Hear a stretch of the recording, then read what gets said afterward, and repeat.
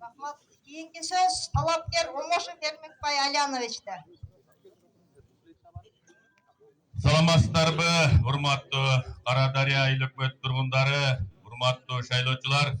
Менин атым Эрмек, фамилиям Омошев, 52 жаштамын.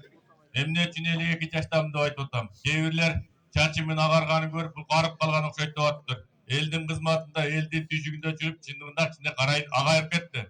Анан эми мен башында айтайын, урматтуу туугандар. Мектепти каралмадан жакшы бүтүрүп, Кыргыз Айыл чарба академиясын кызыл диплом менен бүтүрүп, эмгек жолуму алгач, Жалал Абад мамлекеттик университетинен аспирантурасына тапшырып, 2 жыл аны бүтүрүп, андан кийин ошол жерде ассистент мугалим болуп эмгектендим.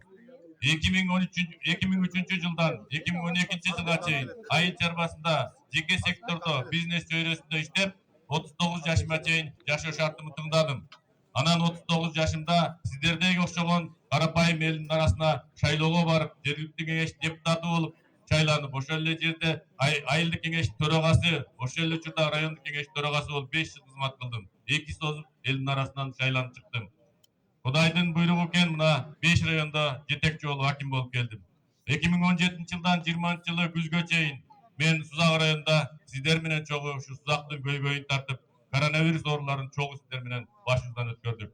Андан кийин Бадыргон районунда акимдин биринчи орун басары, кийин президентибиз урматтуу Садыр Нуркожоевичтин ротациясын алайык, Нарын областынын Кочкор районунда аким болдум. Чүй областынын Сыгата районунда, акыркы жерим Талас областынын Манас районунда аким болдум. Урматтуу тургундар, досрочный выбор объявить этилгенден кийин президентибиз элге кайрылды. Кайрылуусунда урматтуу эл журт, бул сапар таза шайлоо болот.